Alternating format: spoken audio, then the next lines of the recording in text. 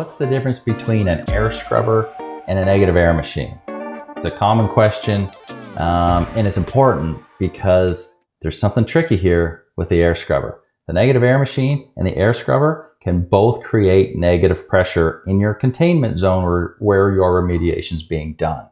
But the air scrubber, if it's not used right, doesn't create negative pressure. And all these millions of spores, fragments, and mycotoxins that get released into the air in the containment zone where your remediators are opening up floors, walls, ceilings, whatever they're working on,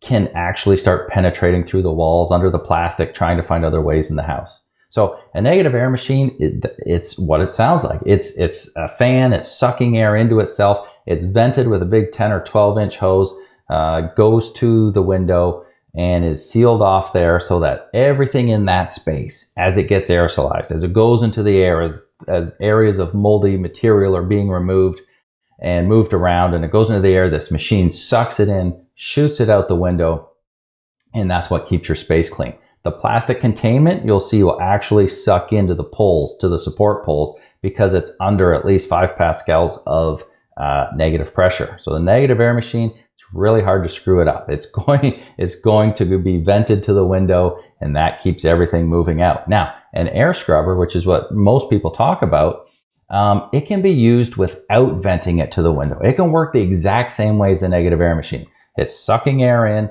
it's going through a filter, and you have the plastic sleeve that goes to the window. But here's the problem. Some remediation companies don't actually vent it to the window. They say the HEPA filter in the middle of this fan is enough to catch whatever's in the air, and they just let it blow right in the space they're working in, which keeps swirling and twirling all the mold, spores, fragments, and mycotoxins, and can even pressurize in certain areas to force it out around the plastic or to force it under baseboard or to create a problem and get it out of that space. And it happens. I've talked to multiple people where remediators were using a air scrubber but not venting to the window, and it makes no sense to me.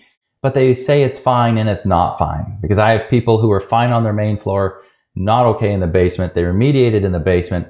They ran air scrubbers, but they didn't vent them to the window, so they're just blowing with force all of this contaminated air in their space and it gets out. And now they redo their ERMI on the main floor, and they're reacting there, and their ERMI's worse because they made the space worse.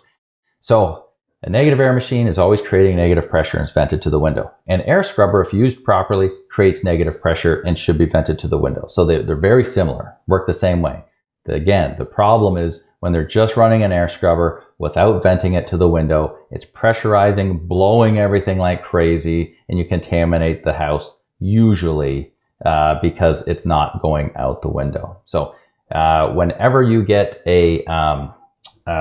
your paperwork from your remediation company and they say they're going to use 1, 2, 3, 10, whatever air scrubbers, make sure that it says that they're going to be vented to the window. If it doesn't, make sure you ask them to update that and include it, because you don't want someone just using it as an air filter, because hey, we all know by now, air filters do not catch all these mycotoxins. They're literally blowing them under pressure in your house. So that's not okay. That's the difference between negative air machine and air scrubber. Either one are fine.